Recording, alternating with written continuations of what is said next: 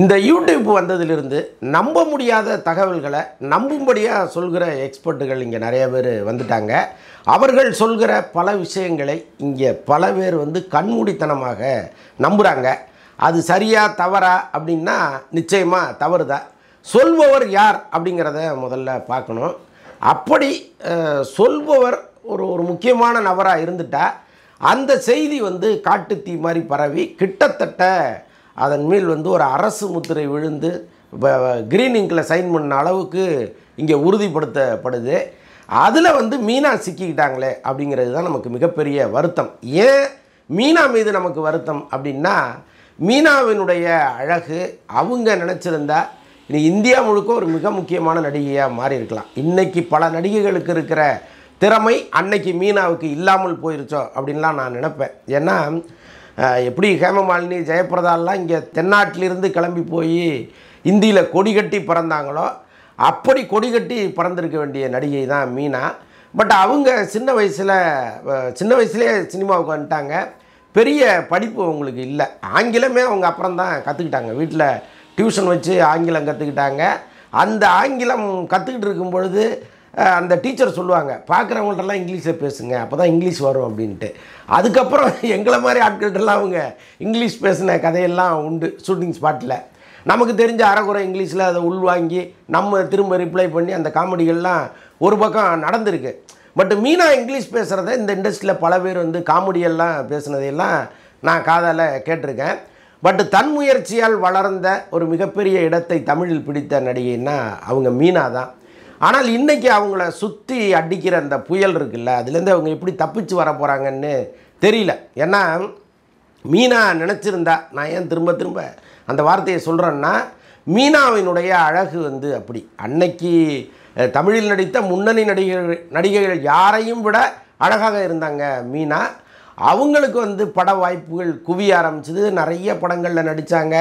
ரஜினியின் குழந்தையாக நடிச்சுட்டு அப்புறம் ரஜினிக்கே ஜோடியாக நடித்த பெருமையெல்லாம் மீனாவுக்கு உண்டு.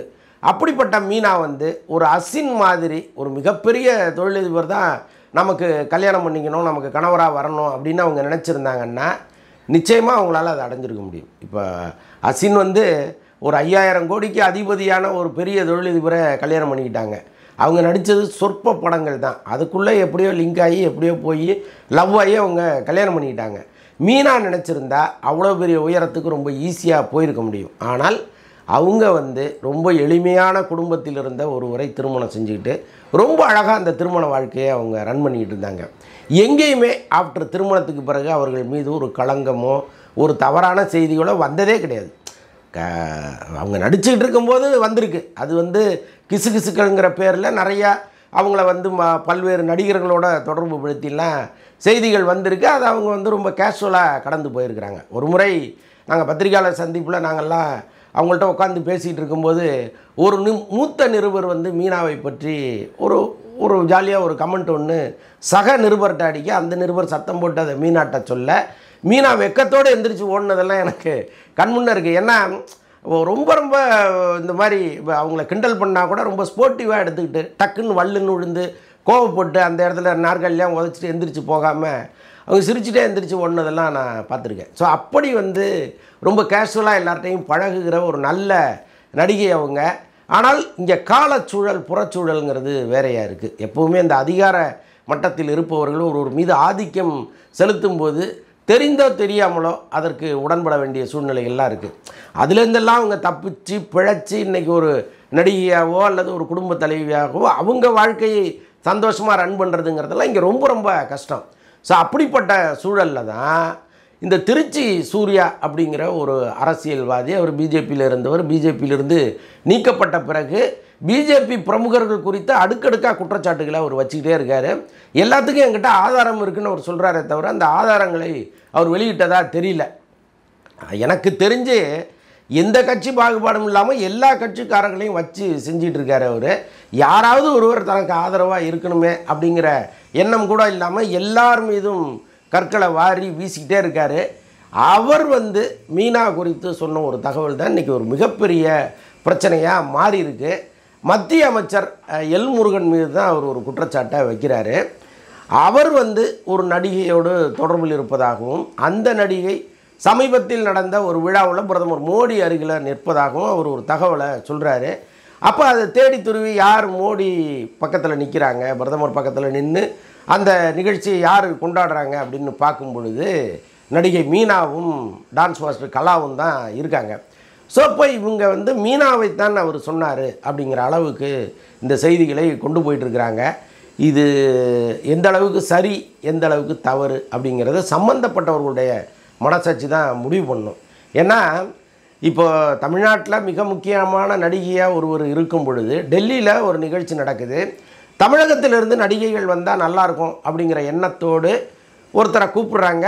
அவங்க மீனாவாக இருக்காங்க. இதற்கு பின்னணியில் பல கதைகளை கட்டுக்கதைகளாக இவங்க உருவாக்குறாங்களா அல்லது நிஜமாகவே அப்படி நடக்குதா அப்படிங்கிறதெல்லாம் நான் இப்போவும் சொல்கிறேன். அவங்கவுங்க மனசாட்சிக்கு உட்பட்ட விஷயம். ஆனால் மீனாவை பொறுத்தளவுக்கு தன் கணவரை இழந்துட்டு அவங்க வந்து மிகுந்த துயரத்தில் இருந்தவர்கள் மெல்ல மெல்ல இப்போ தான் மீண்டு வந்துக்கிட்டு இருக்காங்க.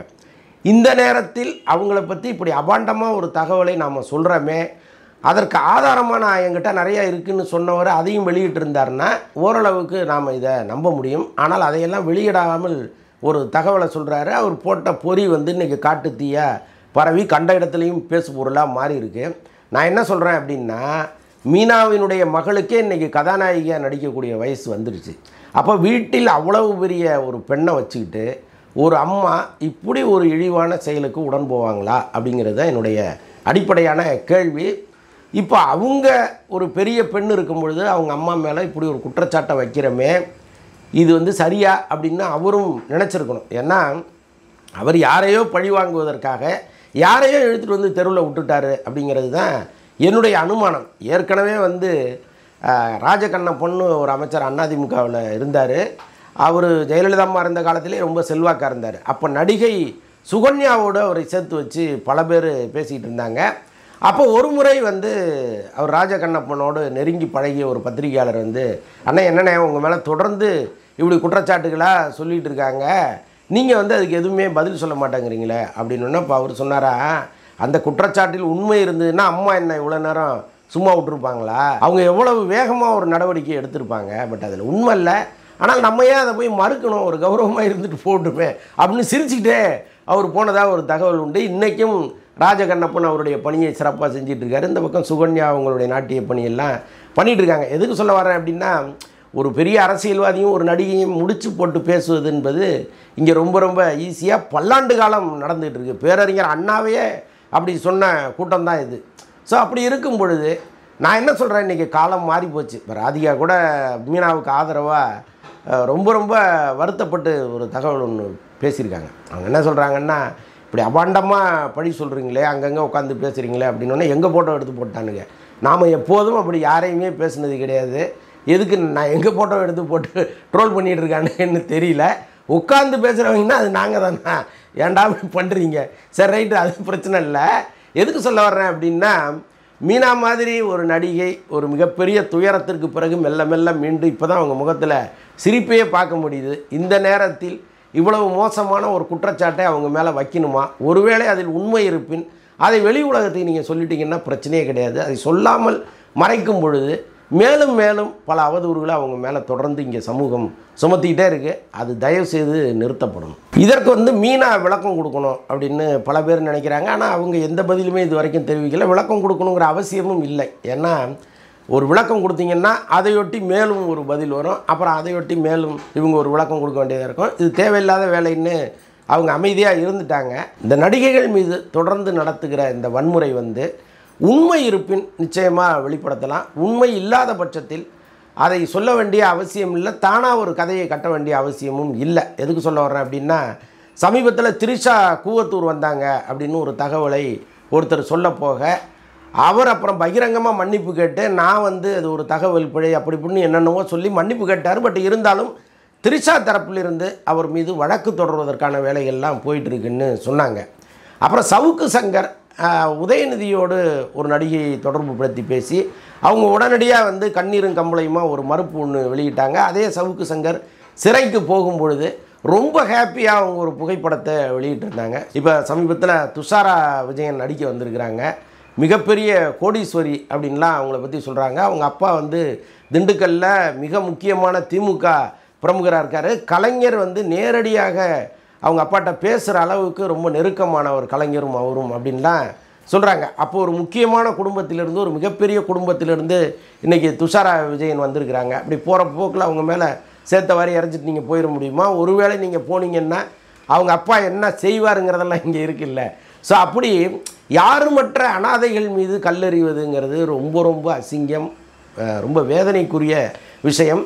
ரொம்ப அந்த மாதிரி ஒரு நல்ல பேக்ரவுண்டோட நீ என்னை பற்றி பேசுனா உன் சங்கு அறுத்துருவேண்டா அப்படின்னு சொல்கிற ஒருத்தரை பற்றி நீங்கள் பேசிட்டு சந்தோஷமாக வாங்க பார்க்கலாம்.